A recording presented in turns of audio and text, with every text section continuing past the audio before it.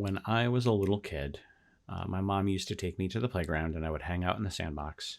And if there was a plastic shovel or a little toy in the sandbox, odds are I would pick it up and put it in my mouth. And my mom would yell at me, "Put that down, you don't know where it's been." I thought that would be a great name for this talk because it's about a test that I and others picked up and put into our test suites without really knowing where it came from, and it wasn't that good for us. If you don't know me, I am Mike. I go by Flavor Jones. I work for Shopify, and I maintain the Nokigiri and Loofah gems. Loofah is an HTML sanitizer. That basically just means it cleans up HTML to make it safe. Quick real-world example, if you're unfamiliar, a blog post comment that has some styling in it, you want to let that through. If they want to use some CSS styling, weird, but not unsafe. But this is not okay. They're trying to inject JavaScript into your site. You want to clean that up by either escaping it or removing it entirely. Now, it's important to sanitize CSS as well. Background red is an okay string. Calling a CSS function like RGB is safe, but calling a CSS function like URL is not okay. So we have to clean up that CSS as well. And that's actually where our story starts. Rails uses the Rails HTML sanitizer gem. And a CSS sanitization test started failing. That uses Loofah, and that's why I got the call. So let's take a look at the test in question. This test is pretty gross, but not that complicated. We have a background image CSS property string, and the test is saying that when it is sanitized, it should be removed entirely. Real world example, imagine we have this blog post comment with background image blah. We should remove it. That's it. And the test is failing because it's saying that that is not being removed. Weird. Where did this test come from? Let's take a look at the Git history. If you follow it back through Action Pack, you actually end up with the InSticky project. So InSticky was a wiki written in Rails. And so it makes sense that they were worried about HTML sanitization. Now, these tests were written in 2007, which means they've basically been sitting around for 14 years passing until today. Thankfully, we know a little bit about the failure. It passed with Loofah 2.7 and it fails with Loofah 2.9. So I can Git bisect that, no sweat. The actual commit has some tests that tell us it has to do with behavior around CSS functions, letting safe ones go through and blocking unsafe ones. So quick question, is this calling a CSS function? It's kind of hard to tell, right? All right, let's break it down and take a look at the string. We have double quotes, which tell us that the backslash is going to be interpreted as an escape character. We see these repeating sets of 5 characters, backslash 00, hex hex. There are some exceptions to that pattern. Look at that .1027 string. That's going to be important later. There are a couple of bare quotes hanging out too. What happens if we just print the string out to take a look at what it actually appears to be? Geez, that's really gross too. This is garbage. The question is it potentially harmful garbage? Does it need to be removed? Maybe Loofah 2.9 is doing the right thing by leaving this string in because it's not dangerous. But why are we testing garbage? Test claims to be doing something with Unicode encoded strings. Is this Unicode in Ruby? No. 0075, if you print it out, you get back \a followed by 5. That is, it is 2 separate characters, octal 7 \a and the 5 character. So this is not Unicode in Ruby, that's 2 bytes. But this is going to be in an HTML document, right? Does HTML have its own Unicode syntax? Like, no. You can pipe it through libxml. It doesn't. No, HTML has different syntax for escaping hex bytes. So what if this test is just encoded wrong, right? It's supposed to be in Unicode and it's not. What if we take a wild guess and we convert the 2 characters like octal 7 and 5 into Unicode 0075 and we print that out?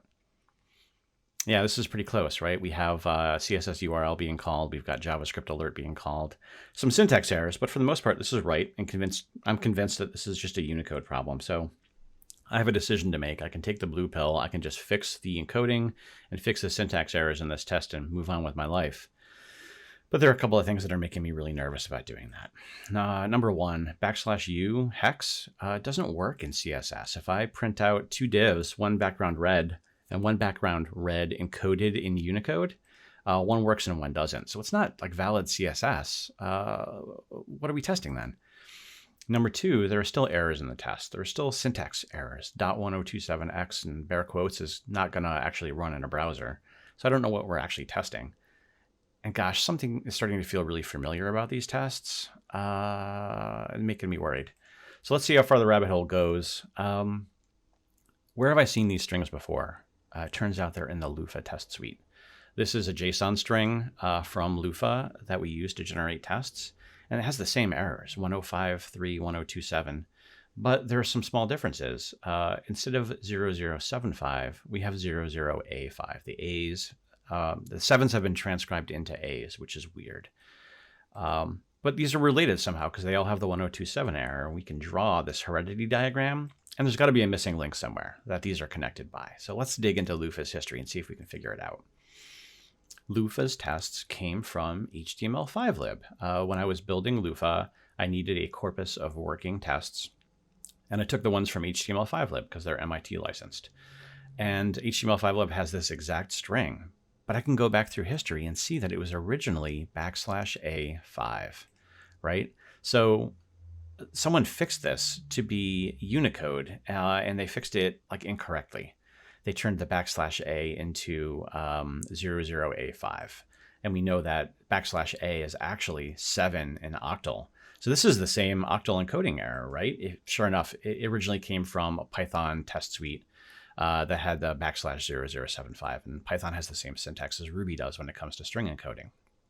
So updating our heredity diagram, we now know that HTML5lib introduced the A5 error. It was originally octally encoded. And that Python test came from an earlier Ruby test, which came from, that's right, insticky. So we can close the loop and know that all these tests are related through the common parent of insticky. But where did insticky get the test from? Git is no help anymore. I've got to Google now.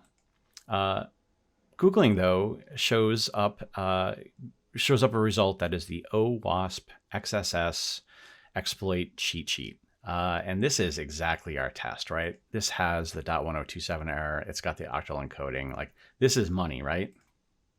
Now, this cheat sheet is dated 2015. But we can update our heredity diagram again and see that they've got to all come from the same source, right? So let's keep digging. The cheat sheet came from RSnake in 2012. Before that, it was part of the hackers.org website. And it was a manually maintained database for over a decade.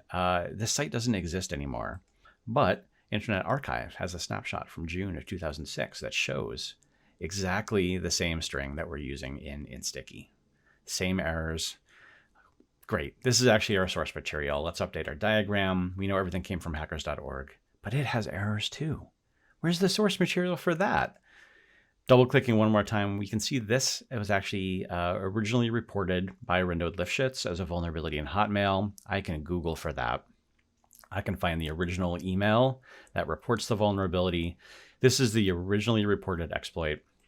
Two things to note, there's no 1027 error. So now we know that hackers.org introduced that error. But this still has the weird and octal encoded bytes. Like, I feel like I'm taking crazy pills at this point. Let's update our heredity diagram, but let's circle back because I'm starting to think that maybe this encoding is telling me I'm missing something. The original report's explanation says JavaScript must be Unicode encoded, and it occurred to me like, gosh, is this Unicode in JavaScript and I just missed it?